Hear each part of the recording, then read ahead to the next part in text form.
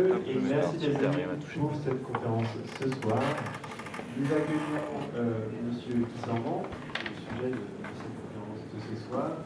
Et nous avons également l'honneur d'accueillir et le plaisir d'accueillir Mme de Vérac, qui est eurodéputée locale. Donc voilà, un plaisir inattendu et bien réel. Donc cette conférence est organisée par l'association Cactus en partenariat avec l'Estrade, dont nous avons ici le président. Et pour ceux qui ne connaîtraient pas Cactus, c'est l'association politique de Sciences Po Toulouse. Nous avons régulièrement l'habitude d'organiser des conférences à Sciences Po, mais également ici ou dans les salles municipales. Et nous essayons de balayer un spectre à la fois politique, mais aussi social, sociétal, qui soit le plus large possible. Donc, voilà, c'est aussi simplement que je puisse le dire. Mais je vais laisser la parole à nos présentateurs, Erwan et Laure. Donc, bonne conférence à vous. Merci.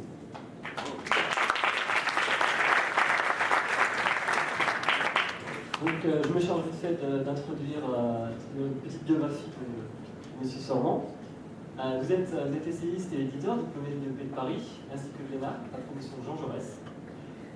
Vous avez enseigné à Sciences Po Paris pendant près de 30 ans, ainsi que dans diverses universités à travers le monde, dont celle de Pékin, ou Santiago du Chili, ou même à l'Institut Hoover de Stanford.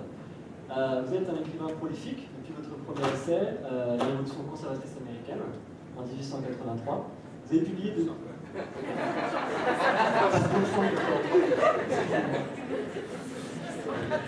Vous avez publié de nombreux ouvrages qui mêlent vos réflexions politiques à une vulgarisation économique afin de comprendre comment se développe la mondialisation, comme on peut le voir avec Le génie de l'Inde en 2000 ou L'année du coq sur l'essor chinois en 2006. Depuis 2008, vous êtes aussi conseiller international du président coréen, Lee Myung-bak, en compagnie de Bill Gates ou encore de Lawrence Summers, l'ancien directeur de Harvard. Vous êtes connu à l'international pour vos prises de position en faveur des droits de l'homme. C'est pourquoi vous avez organisé en 2011 à Boulogne-Billancourt, puis à New York, Madrid, Berlin et Hong Kong, la première exposition mondiale de l'œuvre photographique de la dissidente chinoise Liu Xia, épouse du prix Nobel chinois, du prix Nobel de la paix chinois Liu Xiaobo. C'est en 1979 que vous fondez avec l'aide de médecins et de journalistes l'ONG Action contre la faim, dont vous êtes aujourd'hui le président d'honneur. Toujours optimiste, comme nous démontre votre dernier livre, Journal optimiste, aux éditions Fayard, vous étudiez l'évolution du monde depuis 2009. Vous restez l'un des plus grands défenseurs français de la mondialisation et du libre-échange.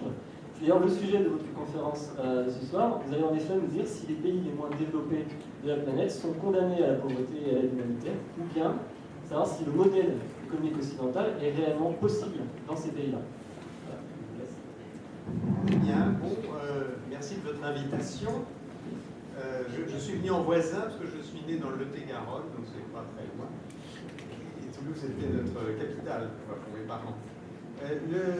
Le sujet, je vais essayer de le préciser un peu. Je vais essayer de m'interroger devant vous sur le rôle des théories économiques dans le développement des pays pauvres.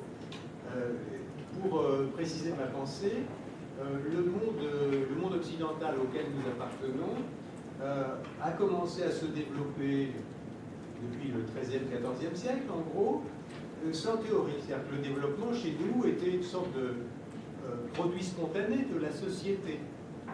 Et le développement en Occident est né avant la théorie du développement.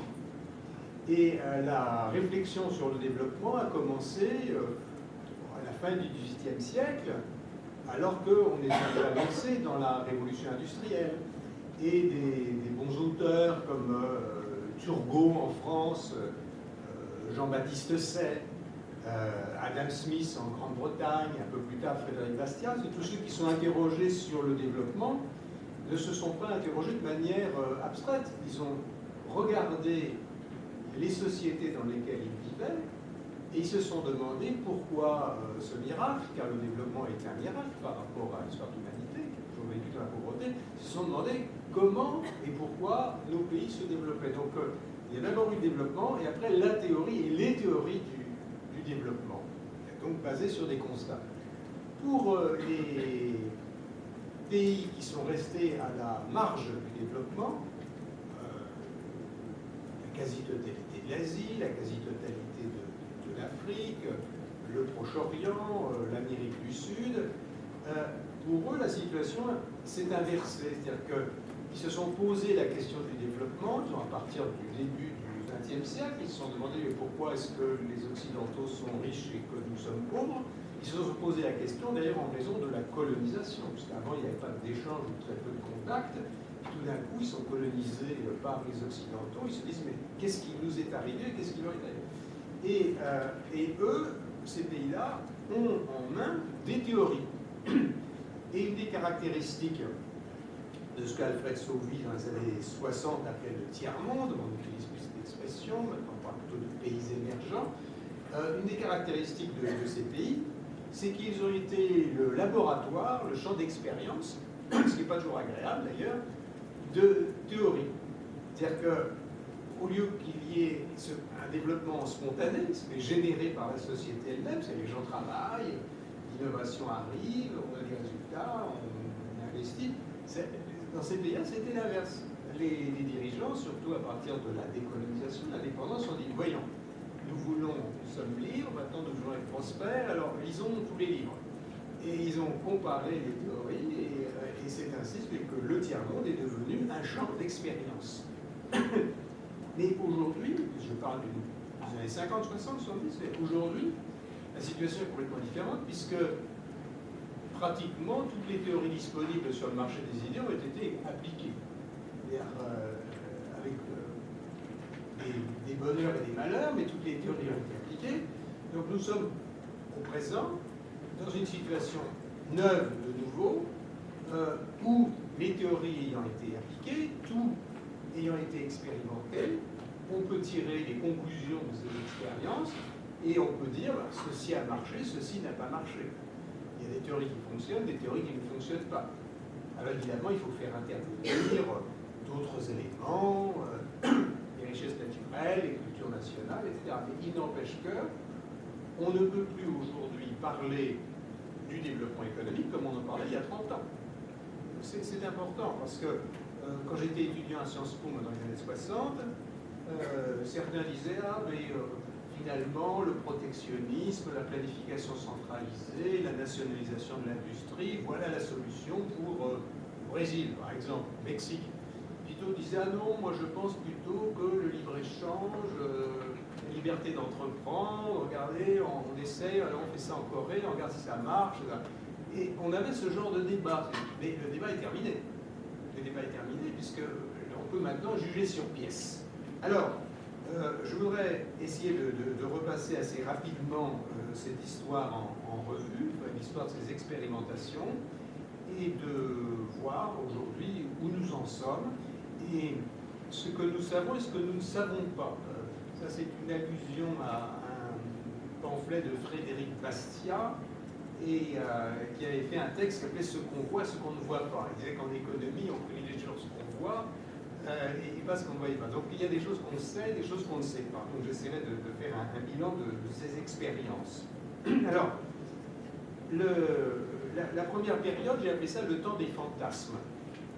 Alors, le temps des fantasmes, c'est en gros le début du XXe siècle. Pourquoi le début du XXe siècle? Parce que c'est le moment, comme je le disais tout à l'heure, où on prend conscience, dans les pays développés et dans les pays non développés, que non seulement il y a un différentiel, mais que surtout la divergence s'accroît très rapidement. Hein. On pouvait penser que la Chine était plus pauvre que l'Occident, mais à partir de 1900, la Chine ou l'Inde ou l'Égypte ne sont pas plus pauvres que l'Occident. Ils sont véritablement en train de s'effondrer, de reculer, ou au mieux de faire du surplace, alors que l'Occident s'envole. Donc là, la question de la divergence des croissances s'impose de manière absolument évidente, et surtout, une fois, parce qu'elle s'exprime aussi de manière violente par la colonisation. Et nous avons deux explications qui vont dominer la pensée pendant très longtemps. Et qui datent des années 1900, mais qui sont toujours présentes avec nous. La première théorie de la pauvreté, c'est celle de Lénine. Le capitalisme, c'est la suprême de l'impérialisme, c'est-à-dire que l'idée de Lénine, et qui est encore très prégnante aujourd'hui, et qui est encore très partagée, qui fait partie du discours politique, dans un pays comme le Venezuela par exemple, l'idée de Lénine, c'est qu'il y a des pauvres parce qu'il y a des riches. Et que les riches sont riches parce qu'ils ont exploité les pauvres. Et j'entre pas dans les détails de cette théorie, qui est connue, ou supposée connue, c'est qu'il explique la croissance de l'Occident par la conquête des pays pauvres et l'exploitation des ressources naturelles de ces pays. Hein, donc c'est une sorte de transcription du marxisme à un stade supérieur, c'est qui passe au niveau mondial.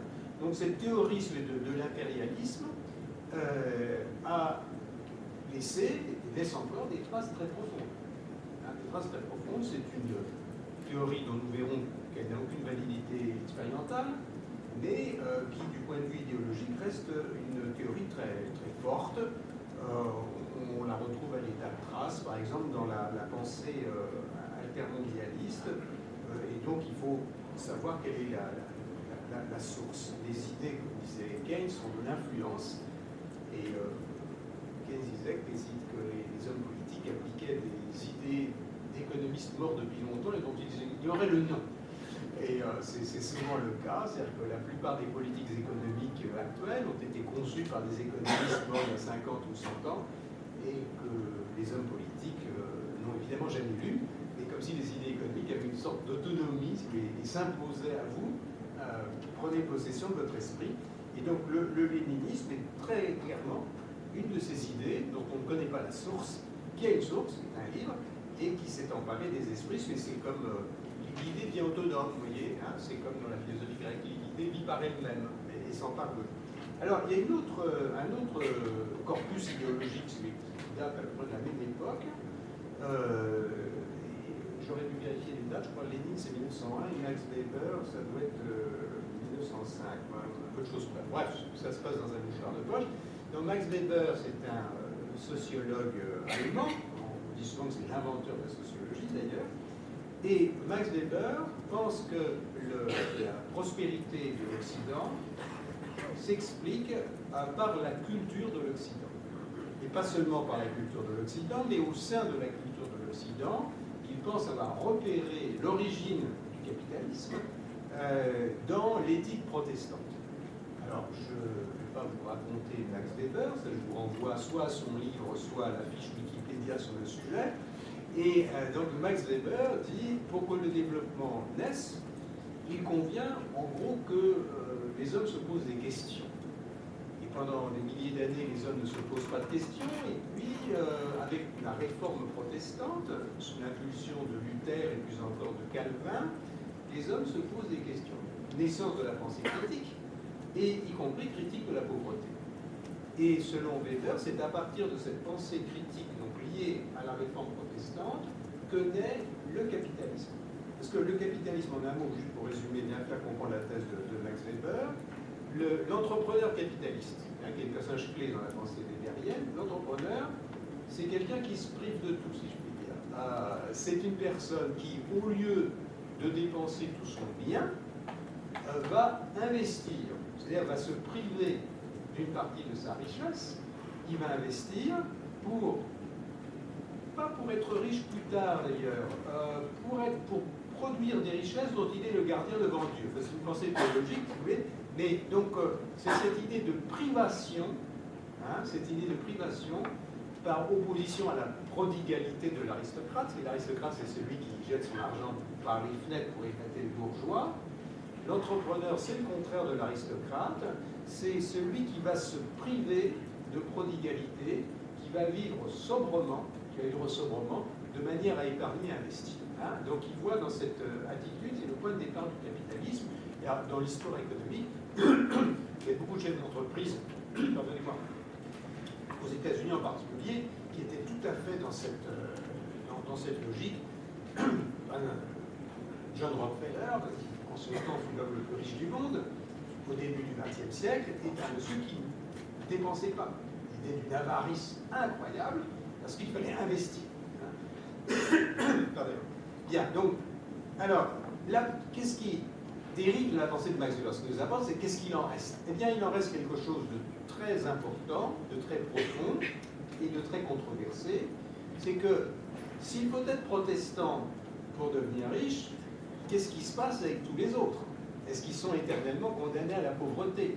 Alors Max Weber explique qu'à partir du monde protestant, le capitalisme se diffuse, donc ça part en gros dans la région rhénane et puis ça va se diffuser en tache d'huile dans l'ensemble de l'Europe occidentale.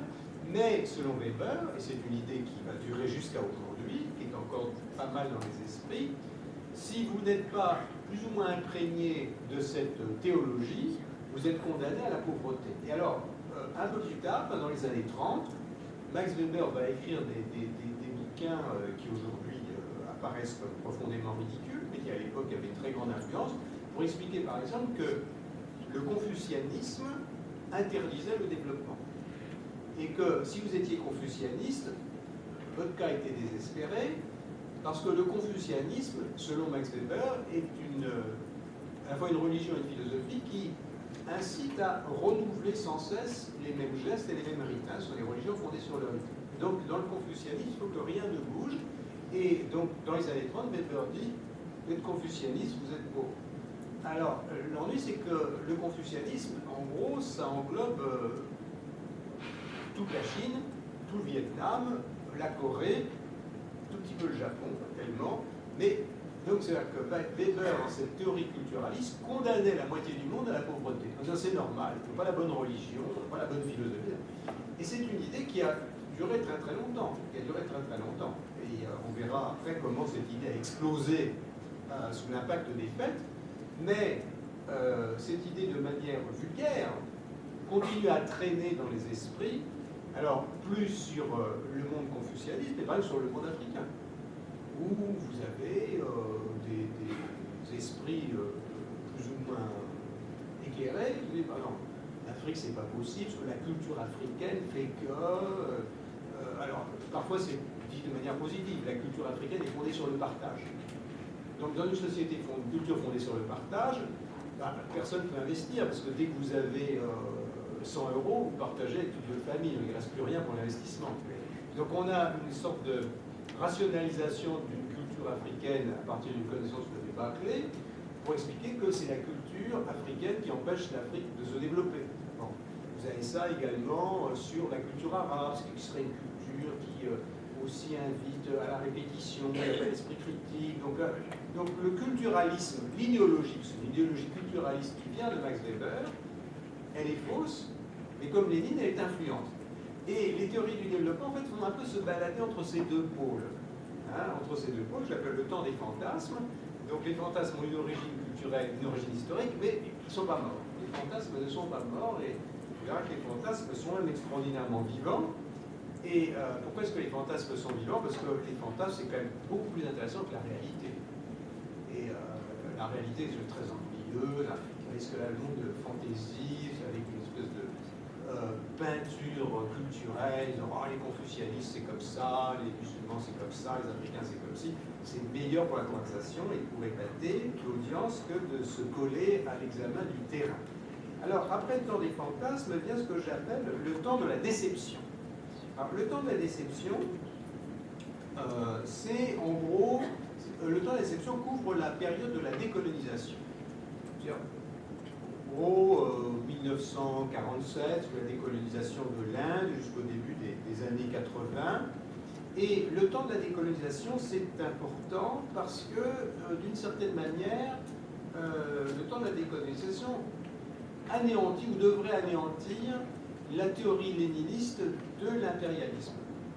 Et d'ailleurs, dans les pays qui se sont retrouvés libres, par exemple, prenons le cas de l'Inde, quand les Indiens se sont retrouvés libres à partir de 1947, le gouvernement indien de l'époque, avec Nehru, était persuadé que l'Inde allait se développer de manière naturelle, puisqu'elle n'était plus soumise à l'impérialisme britannique. Et ceci s'est passé dans la plupart des pays qui ont été décolonisés à cette époque-là. On s'attendait à ce que l'indépendance conduise naturellement au développement. Et la grande surprise, c'est qu'il s'est passé le contraire. Il s'est passé le contraire. Dans de très nombreux pays d'Asie du Sud-Est, par exemple, comme les Philippines ou la Birmanie, l'indépendance a conduit au sous-développement. Et ça a été le cas également dans de très nombreux pays africains. Donc, tant de la déception ou tant de la désillusion. On n'a pas tout de suite compris pourquoi, d'ailleurs. On n'a pas compris pourquoi.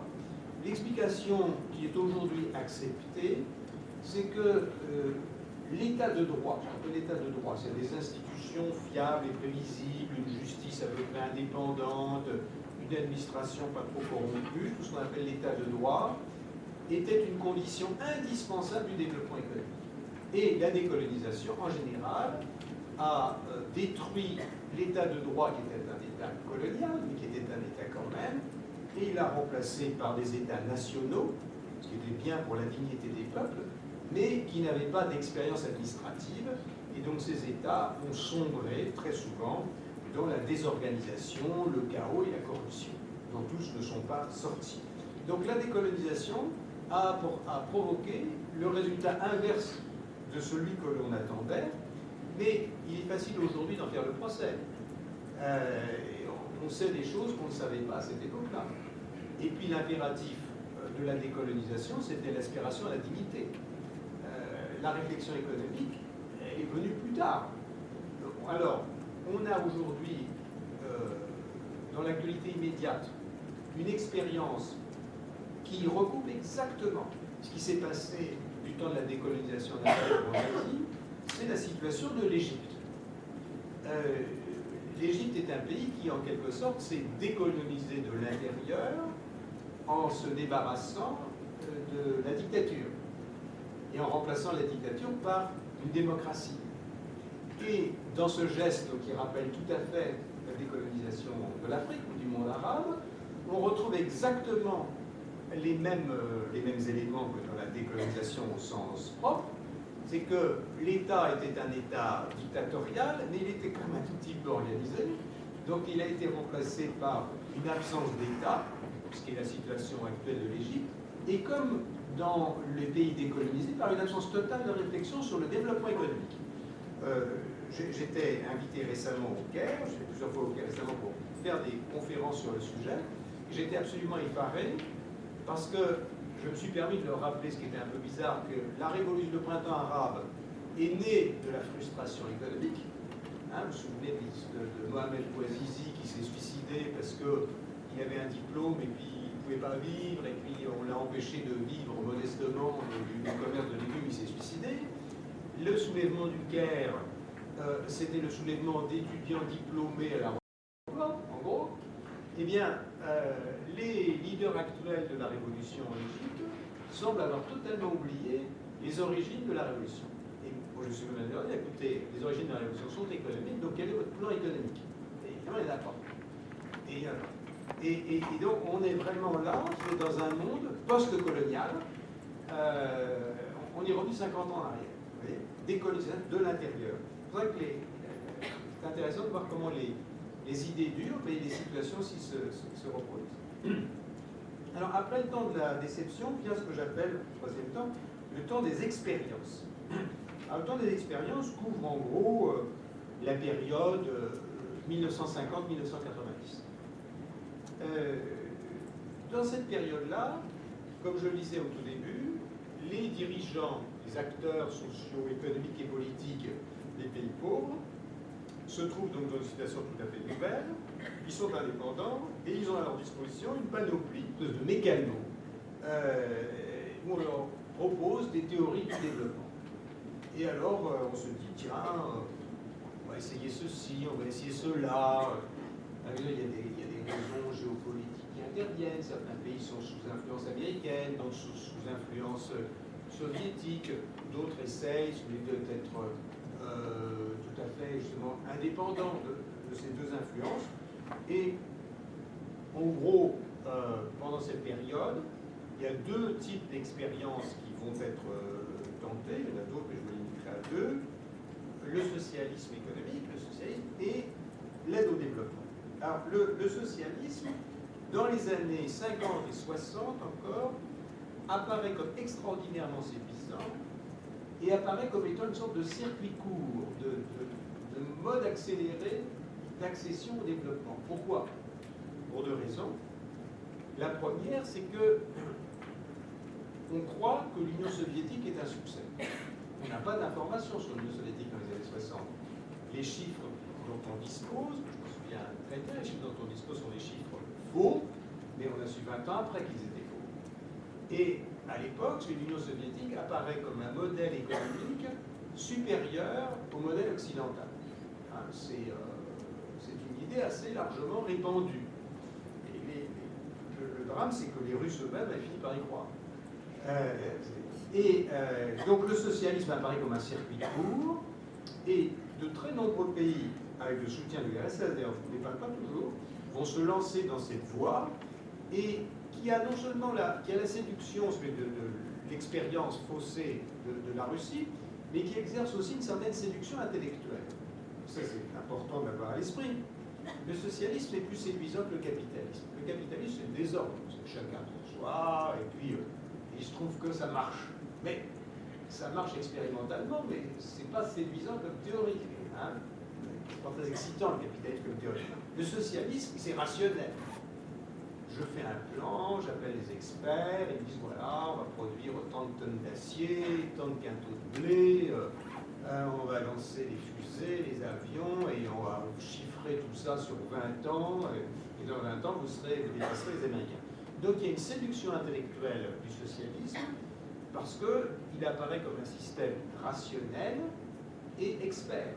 Hein, l'économie en URSS et dans les pays qui ont suivi le modèle, c'est une économie dirigée par des experts. Et cela paraît un système ordonné. Hein, ce que Hayek appelait, c'est l'ordre décrété par rapport à l'ordre spontané. Par rapport au désordre occidental, le socialisme est plaisant. Les résultats le sont moins. Quand je dis les pays qui ont expérimenté le socialisme n'étaient pas tous dans la sphère soviétique, un pays comme le Mexique, par exemple, le Mexique a été, jusqu'aux années 85, en gros, un pays d'économie socialiste.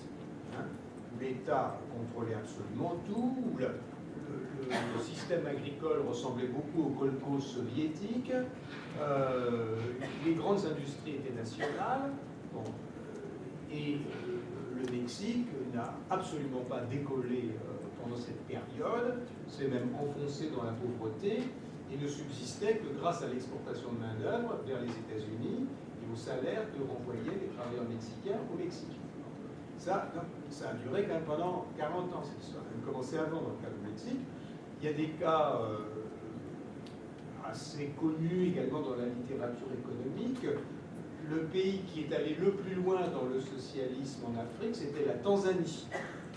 Donc la Tanzanie a été un pays strictement socialiste, pays évidemment à dominante agricole, où la propriété privée a été confisquée, les agriculteurs regroupés dans des villages et les terres cultivées en commun.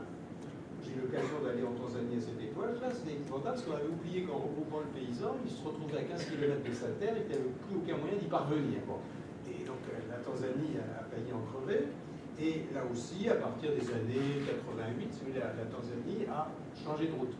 Donc, oui, les théories appliquées. Ce qui était intéressant d'ailleurs dans le cas de la Tanzanie, c'est que le président de la Tanzanie, qui s'appelait Nyerere, avait été étudiant en Grande-Bretagne, comme Nehru d'ailleurs. C'est-à-dire que ce sont des idées qu'ils apportaient de l'Occident. Hein. Ça venait très souvent, ça venait d'Oxford, ça. Hein. Ils étaient formés à Oxford, où la science économique était très dominée par la pensée socialiste. Ils revenaient dans leur pays et ils appliquaient ça dans leur pays. Donc Nehru a fait ça en Inde et Nyerere l'a fait en Tanzanie. Et puis on ne pouvait pas critiquer Nyerere parce qu'on disait il est tellement cultivé, il avait traduit Shakespeare en Swahili, et qui était à langue locale. Et alors chaque fois que je critiquais Nyerere, on me disait comment osez-vous critiquer un homme qui a traduit Shakespeare en Swahili? Et effectivement, c'était un argument paralysant. Et donc il était tellement intelligent, subtil et charmant, il séduisait d'ailleurs à l'ONU, il était extrêmement brillant, donc il ne pouvait pas se tromper, il était plus intelligent que les autres. Mais en économie, ça ne sert à rien d'être intelligent. Vraiment, ça ne sert à rien. L'économie, c'est important, je vous une parenthèse, d'avoir de la chance. Hein, ça n'a rien à voir avec l'intelligence. Bon. Et alors, il y a évidemment le cas de la Chine, qui est en soi, l'exemple gigantesque de jusqu'où on peut aller dans l'hyper-rationalisation de l'économie, hein, puisque Mao Tse-tung annonçait à l'avance le nombre de tonnes d'acier, de quintaux de blé, etc., et que le peuple entier était supposé trimer pour atteindre ces objectifs qu'il n'atteignait évidemment jamais. Et quand Mao Tse-tung trouvait que ça n'allait pas assez vite, il décrétait ce qu'il appelait le grand bond en avant. Donc le grand bond en avant, 61-62, c'est que tout le monde devait abandonner ce qu'il savait faire et faire de l'acier, faire du blé. Donc les résultats ont été absolument dramatiques. De toutes les expériences socialistes, la Chine est le plan humain la plus épouvantable, puisqu'on chiffre entre 30 et 40 millions de morts les résultats de cette expérience, en particulier du fait de famines provoquées par le délire rationaliste du régime. Hein, c'est ça qui est intéressant. C'est toujours le côté apparemment pseudo-scientifique de l'approche. On a le cas très connu, c'est la Corée, parce que là c'est un exemple assez unique. Si vous voulez, vous prenez un pays totalement homogène qui est la Corée, vous le coupez en deux en 50, au nord vous appliquez un modèle économique, au sud vous appliquez un autre modèle économique. C'est à peu près unique, un peu les deux Allemagnes fonctionnaient comme ça. 50 ans après, vous soulevez le couvercle et vous regardez. Le rapport de richesse par habitant, en gros, c'est de 1 à 50. Donc là, c'est un exemple presque parfait de l'impact. Ce qui est encore plus intéressant dans le cas de la Corée, c'est que historiquement, c'était la Corée du Nord qui était riche. C'était la région industrielle, c'était la Corée du Nord, et le Sud était agricole. Vous appliquez un système rationnel et vous regardez le résultat. Alors, donc le socialisme, ça n'a pas marché. Et ce qui est intéressant, c'est que, j'y reviendrai, les dirigeants de ces pays en ont pris acte eux-mêmes. Ce ne sont pas les experts occidentaux qui leur ont dit, écoutez, la Tanzanie, ça ne marche pas. Ce sont les Tanzaniens eux-mêmes qui ont décidé que ça ne marchait pas. C'est beaucoup mieux quand les dirigeants eux-mêmes changent de modèle économique. Parce qu'on n'est plus dans l'impérialisme culturel. Alors l'autre temps des événements, celui de l'aide au développement. Alors l'aide au développement, qui évidemment continue, mais qui n'est pas très importante aujourd'hui, et pas très significative surtout, c'était la grande idée occidentale à partir des années 50 pour combattre l'influence du socialisme. Les Occidentaux se sont dit, bon, certains prennent le modèle soviétique, nous, on va aider les pays qui adoptent le régime libéral, l'économie de marché. Et derrière l'aide, donc il y a cette espèce d'idéologie en action. Hein, c'est un combat, idéologie contre idéologie, modèle contre modèle. Il faut citer un économiste britannique qui s'appelait Peter Bower, qui dès 1950, à partir de ce qu'il avait vu au Kenya, avait décrit comment l'aide détruisait une économie. Détruit une économie. Pourquoi? Parce que plutôt que d'entreprendre et plutôt que d'investir, il valait mieux pour un Kenyan astucieux de se positionner sur le circuit de l'aide, de repérer qu'est-ce qui était aidé, et donc de s'activer ou de faire semblant de s'activer dans un marché ou dans un secteur qui allait attirer l'attention des pays ou des organisations qui aident. Et donc l'aide avait un effet totalement pervers, et au lieu de pousser au développement, elle poussait au sous-développement. Donc Peter Bower écrit ça dès les années 1950.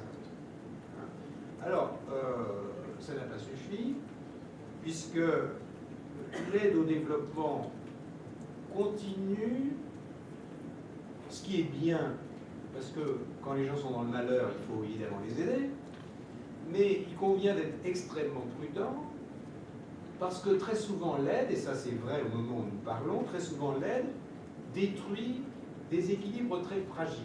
Je donne un exemple très précis. La fondation de Bill Gates, qui est la fondation humanitaire la plus importante au monde et qui donne chaque année 4 milliards de dollars, essentiellement en Afrique. La fondation Gates reprend à son compte toutes les erreurs commises par les institutions aidantes depuis 50 ans, comme si ne s'était rien passé. Par exemple, je décide de vacciner la moitié de l'Afrique. Bon. Contre la tuberculose, la poliomyélite, etc. J'envoie des médecins très cher payés pour vacciner tout le monde, et ce faisant, je détruis par inadvertance tous les réseaux de santé qui existaient déjà au niveau des villages, avec des médecins, les infirmières très mal payés, qui vont immédiatement quitter leur boulot pour aller travailler pour la Fondation Gates. Donc, la Fondation Gates répète toutes les erreurs qui ont été faites par les institutions internationales dans les années 50, 60, 70. Et croit aussi que l'aide conduit au développement, alors que s'il y a une chose que l'on sait, c'est que l'aide peut soulager des misères ponctuelles, temporelles, l'aide ne conduit pas au développement. Jamais. Il n'existe aucun pays, qui se soit développé grâce à l'aide. Les pays les plus aidés sont ceux qui sont restés les plus pauvres. Prenez une carte du monde, vous regardez les pays les plus pauvres et vous mettez en relation les pays les plus aidés, la carte coïncide. Les pays qui n'ont pas reçu d'aide, je pense à l'Inde en particulier, mais qui ont changé de stratégie économique, sont ceux qui ont décollé. Donc je ne condamne pas le principe de l'aide, je dis qu'il faut en user avec modération et qu'il convient de distinguer entre ce qui relève de l'aide humanitaire ou de l'aide d'urgence et ce qui relève du développement économique. L'aide ne conduit pas au développement économique, elle peut au contraire l'interdire. On le sait à peu près. Pourquoi est-ce que des institutions continuent à aider de manière assez traditionnelle? Pour des raisons politiques. Pour des raisons politiques, parce que la plupart de ces aides sont des aides d'État à État. Dans le cas de Bill Gates donne chaque année au gouvernement du Kenya 700 millions de dollars et, pour développer l'agriculture au Kenya. Et on ne comprend pas très bien, parce qu'aucun pays n'a jamais développé son agriculture par l'aide gouvernementale. Et quand vous demandez pourquoi certains font cela, c'est parce qu'ils ont des ambitions politiques. Et Gates a des ambitions politiques. Ça n'a rien à voir avec le développement. Donc l'aide est pervertie dans ses intentions et dans ses applications. Je passe maintenant à ce qu'on appelle le temps des pionniers. Parce que pendant toute cette période, entre la décolonisation et le grand tournant libéral des années 80, pendant toute cette période, vous avez des pays un peu marginaux qui ont montré que le modèle occidental, le modèle libéral, le modèle capitaliste, comme vous voulez, marchait dans toutes les cultures, dans toutes les civilisations, et leur expérience a totalement détruit les deux idéologies perverses dont je parlais tout à l'heure, l'idéologie léniniste, on est pauvre parce que les autres sont riches, et l'idéologie weberienne, je suis pauvre parce que je n'ai pas la bonne religion. Et alors, les pays qui ont totalement détruit ces deux idéologies, c'est essentiellement la Corée du Sud, Taïwan, le Chili d'une certaine manière, et Singapour. La Corée du Sud est de loin l'exemple le plus intéressant, parce qu'au départ, ils remplissaient toutes les conditions pour ne pas se développer. Ils n'avaient pas la bonne religion, parce qu'il n'y a pas de pays plus confucianiste que la Corée du Sud, ils étaient totalement pauvres, ils avaient été ravagés par la guerre de Corée, ils partent absolument de zéro.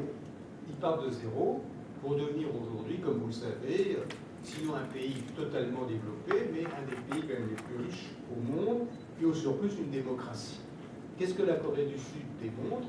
La Corée du Sud démontre que le développement est fondé sur des principes simples à énoncer mais difficiles à appliquer.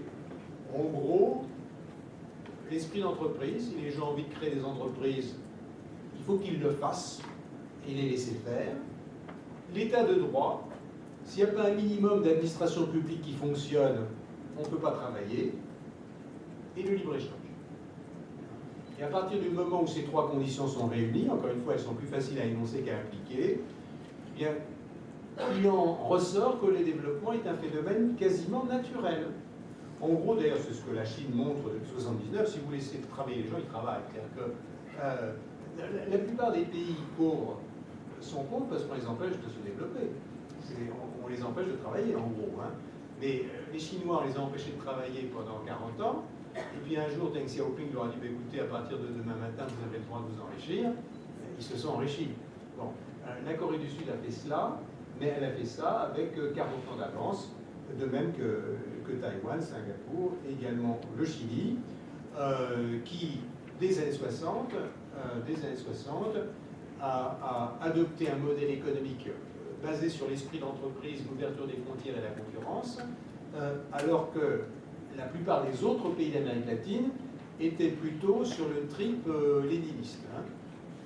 Donc le Chili s'est distingué très tôt et aujourd'hui est devenu le modèle de référence pour l'ensemble de l'Amérique latine, y compris pour le Brésil qui s'est mis à l'école du Chili. Alors, le cinquième temps, ce que j'appelle le temps de la raison. Le temps de la raison, c'est l'abandon des fantasmes quasi universels.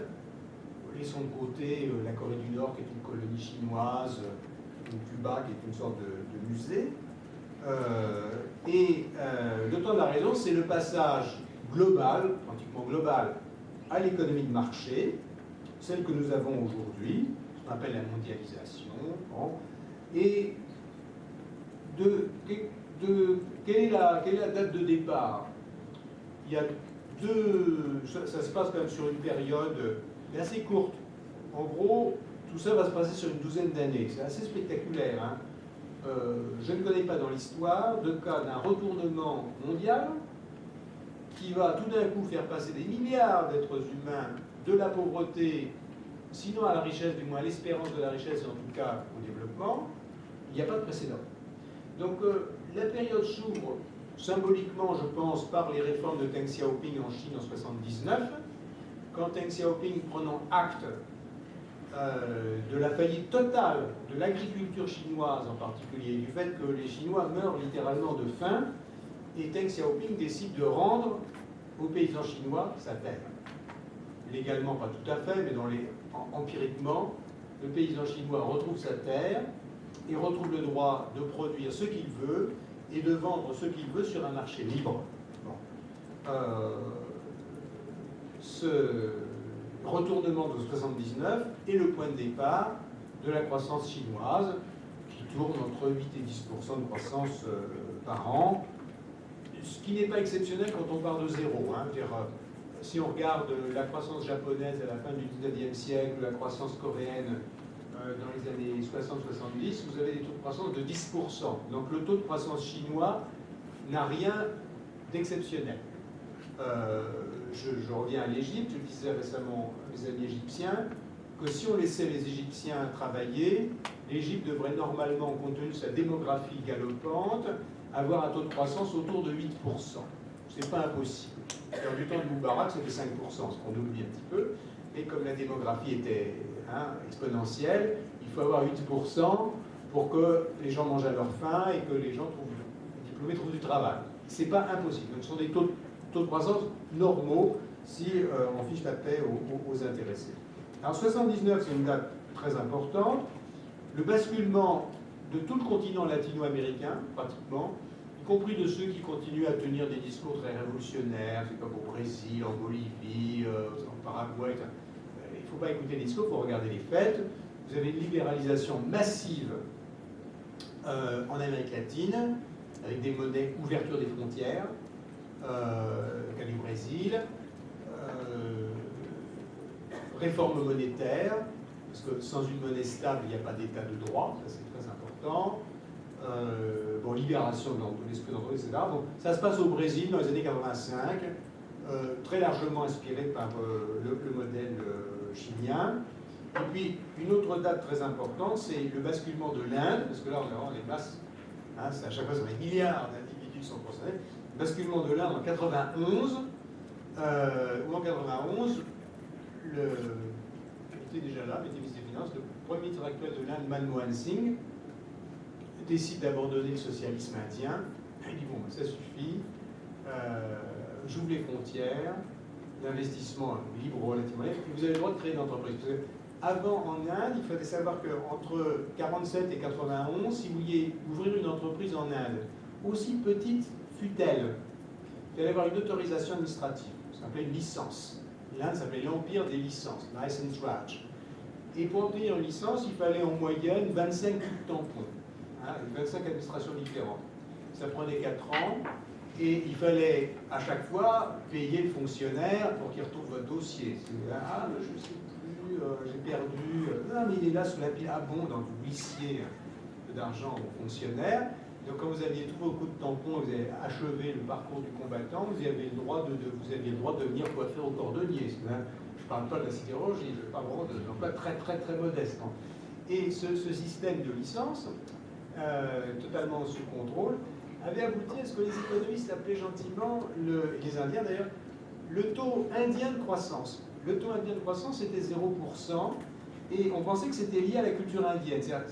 C'était pas zéro, c'était 0 par habitant. Comme la population indienne augmentait de 2,5 à 3%, vous aviez un taux de croissance de 3%, c'est-à-dire par habitant c'était 0.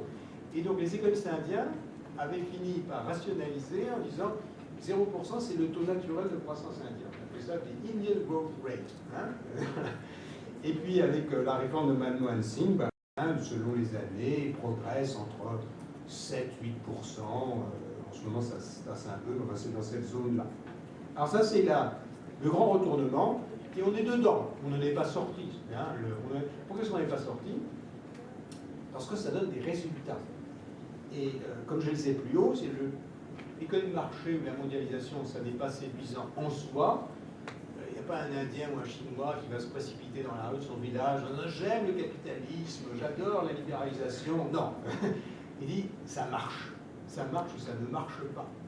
Et donc pour des peuples qui ont vécu toujours dans la pauvreté, le fait que ça marche, c'est ça, le pacte d'adhésion avec le système. La grande différence entre le socialisme et le capitalisme, c'est que le capitalisme n'est acceptable que s'il fonctionne. Est-ce que le socialisme est souvent acceptable même quand il ne fonctionne pas? Parce que l'un a des séductions intellectuelles et l'autre n'en a pas. Donc la mondialisation, pour tous ces peuples pauvres, ça marche. Et pour citer un chiffre parmi bien d'autres, mais ça c'est un chiffre qui vient de la Banque mondiale et que tout le monde reconnaît, mais c'est que depuis 20 ans, après 20 ans de libéralisation économique, vous avez 1 milliard d'individus sur la planète qui sont sortis de la pauvreté, c'est-à-dire qui ont franchi le seuil de 1,5 $ par jour. Si on considère que 1,5 $ par jour, c'est le seuil de la pauvreté. Si vous êtes en dessous, vous êtes totalement pauvre. Au-dessus, vous commencez à vivre décemment, c'est-à-dire que vous avez des marges de manœuvre. Des marges de manœuvre. Donc vous avez 1 milliard de personnes qui ont franchi ce seuil sur ces 20 dernières années. Et ça continue. Ça continue. Aujourd'hui, on pense que 80 millions de personnes, chaque année, les franchissent ce seuil. Alors, essentiellement en Chine, en Inde, au Brésil, dans certains pays africains, comme le Ghana, le Kenya, la Tanzanie, qui sont les pays donc, qui sont sur cette courbe ascendante très forte, la Tunisie, le Maroc. Donc ça concerne beaucoup de monde, ça concerne vraiment beaucoup de monde. Presque tous les peuples sont entraînés. Le Vietnam en fait partie, l'Indonésie depuis assez longtemps. Donc ça c'est ce qu'on appelle le temps de la raison, on est dedans. Et sixième observation, la raison n'a pas raison de tout. En même temps que la raison progresse, vous avez ce que j'appelle la persistance de l'inutile. Alors, la persistance de l'inutile, je vais l'expliquer par trois idées sans développer. Premièrement, les idéologies restent séduisantes même quand elles ne marchent pas. Il faut en prendre acte. Tout ce qui gravite autour de l'altermondialisme, etc., séduit énormément de gens parce que c'est séduisant. Concrètement, ça ne sert à rien. Si ces idées étaient appliquées, ça ne ferait que le malheur des gens. Mais en tant qu'idéologie, ça continue à fonctionner. Donc c'est ce que j'appelle la persistance de l'inutile. Parce que sans doute le cerveau humain a besoin de rêver. Et l'économie de marché ne fait pas rêver, la tiers mondiale se fait rêver. Après, dans la persistance de l'inutile, mais j'y ai fait une allusion, vous avez la persistance des intérêts bureaucratiques. Le développement n'arrange pas tout le monde.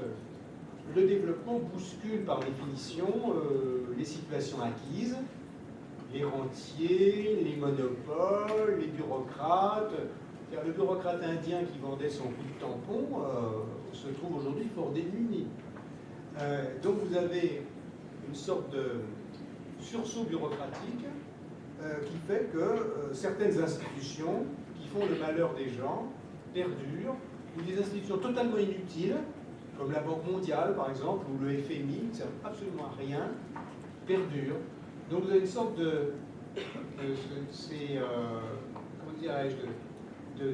persistance bureaucratique et de persistance idéologique qui n'ont plus rien à voir avec le monde réel. Plus rien à voir. Alors, c'est intéressant de se demander combien de temps ça peut durer. Combien de temps une institution peut-elle survivre à sa propre inutilité? Donc là, le FMI survit à son inutilité depuis 40 ans, la Banque mondiale aussi, la Fondation Gates n'a que 13 ans, donc elle est jeune dans cette trajectoire de l'inutile, mais voilà, ça fait partie du monde tel qu'il est.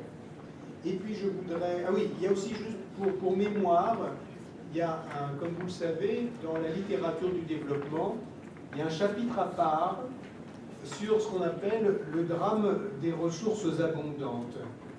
Vous avez un certain nombre de pays qui, pour leur plus grand malheur, contrairement à la Corée par exemple ou à Taïwan, ont de très importantes ressources naturelles et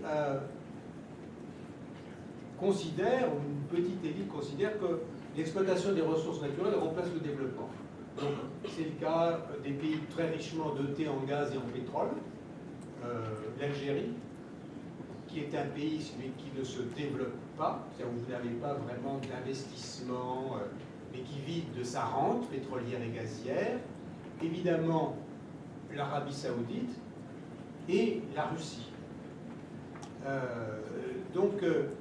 Parmi les obstacles au développement, j'ai signalé l'obstacle idéologique, j'ai signalé l'obstacle démocratique, bureaucratique, pardonnez-moi, et puis il y a cet obstacle auquel nul n'avait pensé, qui se révèle depuis les années 70, et cet obstacle dû à l'excès de richesse naturelle. L'exploitation de la richesse au profit d'une minorité en général fait que tout développement est interrompu.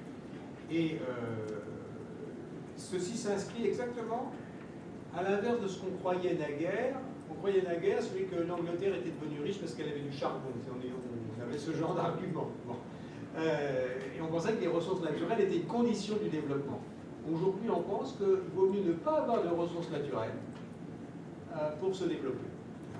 Et les deux cas les plus dramatiques, je pense actuellement, c'est la Russie et l'Algérie. Ils sont des pays totalement stagnants.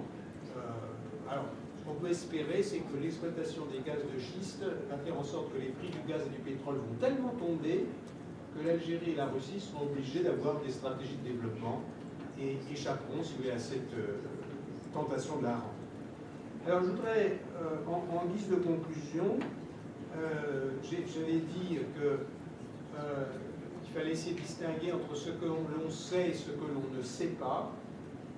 Ce que l'on sait, on sait en gros, en tout cas sur le papier, on sait sortir de la pauvreté de masse.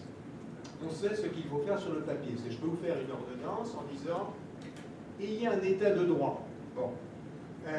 Et on considère aujourd'hui, il y a vraiment un consensus entre économistes pour dire que la clé du développement, ce n'est pas la religion, ce n'est pas l'indépendance, ce n'est pas la ressource naturelle. La clé du développement, ce sont les institutions. Les institutions, c'est quoi? Comme je l'ai dit tout à l'heure, c'est le droit de propriété, la liberté de créer une entreprise, une justice à peu près raisonnable, une bureaucratie relativement efficace et honnête, et des frontières qui sont plutôt ouvertes. Hein. Cet ensemble les constitue ce qu'on appelle l'état de droit. On sait que si vous n'avez pas d'état de droit, vos perspectives de développement sont nulles.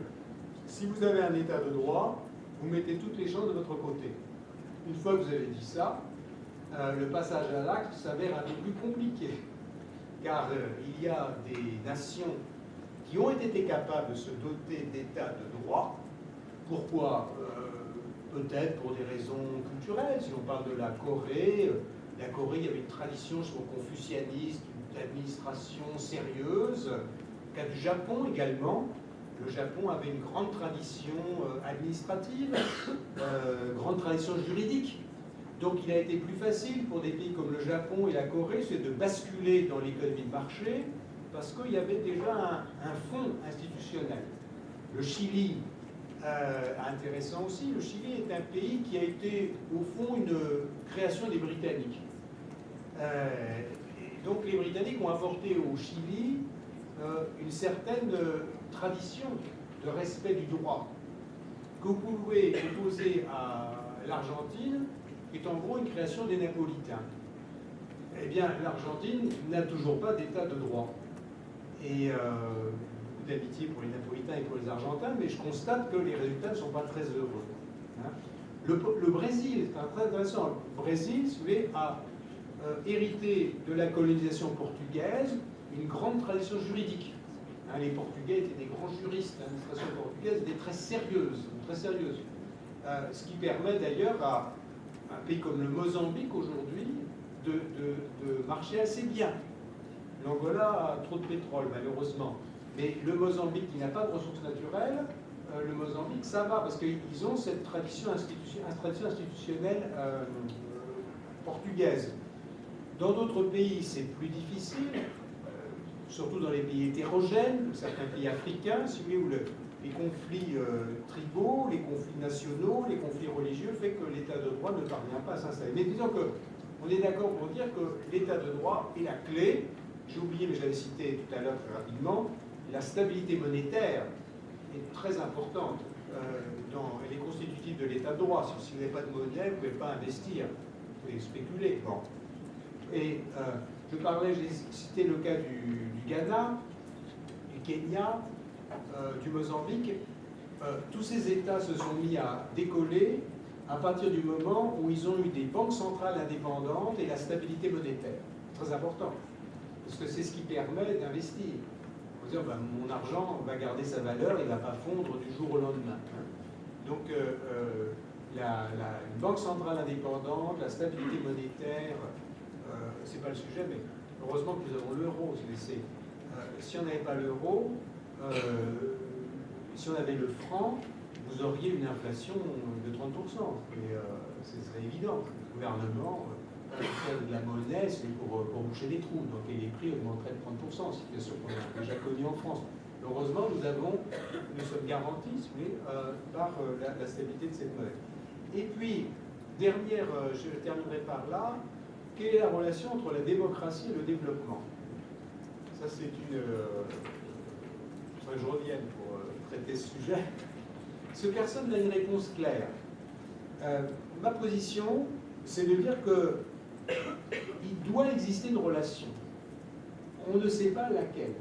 Personne a été capable de dire ou de prouver que la démocratie était nécessaire au développement, la Chine est une dictature épouvantable et qu'un développement très rapide. L'Inde est une vraie démocratie avec un développement plus lent. Vous avez absolument tous les cas de figure. Tous les cas de figure. Donc, vous avez également des théories, en particulier un politologue américain qui s'appelait Samuel Huntington, a dit que, il s'est toujours trompé, c'est à ça qu'on reconnaît Huntington, Huntington disait, quand un peuple, il écrivait ça à 20 ans, il disait, quand un peuple arrive à un revenu de 20 000 $ par tête, il bascule automatiquement, mécaniquement, disait-il, dans la démocratie. Et je demandais à Huntington, mais vous basez sur quoi? Il dit, je me base sur l'exemple de Taïwan et de la Corée du Sud. Il n'y avait que deux exemples. Bon. À partir de deux exemples, il a sorti une théorie qui est totalement absurde, enfin, en tout cas, qui n'a jamais été vérifiée. Jamais été vérifiée. Donc, on ne peut pas dire que la démocratie conduise au développement, on ne On ne peut pas dire que le développement conduise à la démocratie. Il y a une relation, elle est complexe. La démocratie a, outre ses vertus intrinsèques, la démocratie a une vertu économique très importante. Et on va le voir de plus en plus dans le cas de la Chine. La démocratie contribue à la redistribution des richesses. C'est-à-dire qu'elle ne contribue pas nécessairement à la production des richesses, mais elle contribue à la redistribution des richesses. Et on voit que la Chine s'enrichit, mais comme vous le savez, de manière très inégalitaire. C'est le pays le plus inégalitaire au monde, n'est-ce pas? Donc vous avez une moitié de Chinois qui s'enrichissent et une moitié de Chinois qui vivent dans une misère totale. Bon. La démocratie interdit ce genre de distorsion, et ce genre de distorsion est à terme menaçant pour le développement. Pourquoi? Parce que vous ne mobilisez que, dans le cas de la Chine, la moitié de la population, et que la moitié qui n'est pas mobilisée va commencer à s'énerver. Et est capable, si vous voulez, de renverser le régime, en clair. Hein? Donc vous avez un moment où la démocratie devient une des conditions, non pas du développement, mais de la poursuite du développement. La poursuite du développement. Si vous n'avez pas une certaine égalité, dignité dans l'ensemble de la population, le modèle économique qui ne profite pas à tous est évidemment remis en cause. Bon, je ne m'attarde pas sur ce sujet, j'ai simplement voulu l'esquisser. Mon propos principal, c'était de vous montrer l'extraordinaire progrès qui a été accompli, au détriment malheureusement de beaucoup de victimes depuis 50-60 ans, victimes de politiques économiques malheureuses, dramatiques, et je crois que